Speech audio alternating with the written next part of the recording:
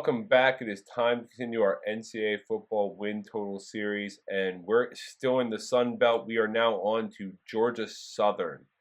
And Georgia Southern joined the Sun Belt in 2014, and it was kind of a booming start under Willie Fritz. 9-3 his first year, no bowl because of ineligibility. 9-4 the second year, won the GoDaddy Bowl, and he left. Tyson Summers comes in, 5-7, 2-10. He's gone. Chad Lunsford takes over. 10-win season, 7-win season, 8-win season, and then he starts 1-3 in 2021 and is gone.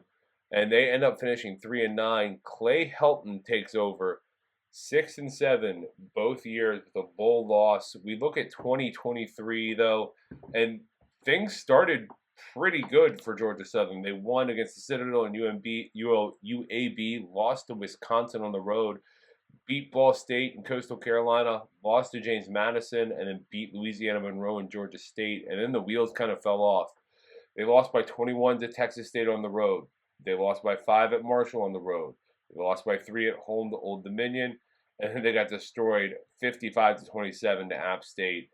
Ohio was their bowl game in the Myrtle Beach Bowl, lost 41-21. And one of the major issues was depth. They just did not have depth at the end of the year, and now they're going to have to be relying on some of that depth as there has been some turnover. Offense should still be pretty good, but Davis Brin is gone. Dexter Williams will most likely be the guy. He's a transfer from Indiana. J.C. French is the other quarterback there. He was a backup last year. Wide receiver core is great, though. Caleb Hood's gone, but Derwin Burgess is back. 6 touchdowns last year. Dalen Cobb is back. 40 catches last year. They also bring in Tyler Fromm from Auburn. Ground game, Jalen White's back. He led with 889 yards last year. O.J. Arnold is the backup. He was pretty solid. The O-line really needs help from the transfer portal. Chandler Strong and Pinchin Wimby are the veterans. They bring in a guy from Savannah State and another player from North Carolina.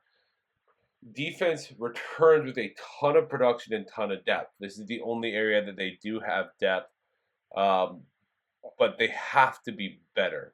The pass rush was a massive issue last year. Linebacking core did not make a ton of plays. Marquez Watson Trent is the linebacker to watch. He could be one of the best in the Sun Belt. The secondary was hit and miss last year.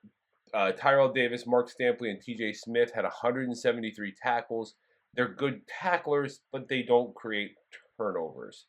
So what we have this year is an offense that's in transition, can score some points potentially, and a defense that doesn't create a ton of turnovers.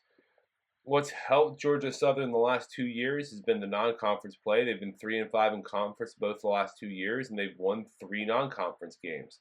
They may not get this year. They open August 31st against Boise State, most likely a loss there. They head to Nevada. That should be a win. Then beat South Carolina State, but then they're at Ole Miss, probably a loss. Then they play Georgia State on the road September 28th. I put that in the toss-up with a lean to the win. A bye October 5th before October 12th against Marshall. That should be a win, but slightly toss-up. October 19th, James Madison, toss-up. October 24th against Old Dominion, kind of a toss-up there as well. South Alabama on the road November 2nd before a bye. Then they play Troy, at Coastal Carolina, and against App State to end the year.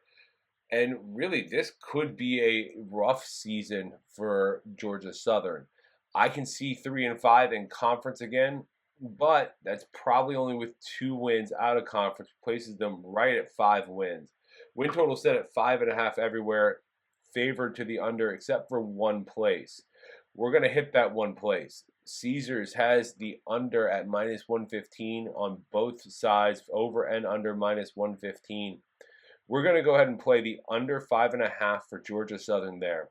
If you like this content, make sure to go back through. We've got all the Mountain West and the MAC done. We started the Sun Belt. Make sure to like the video, share it with your friends, leave a comment on who you're looking forward to the most, and we'll see you next time.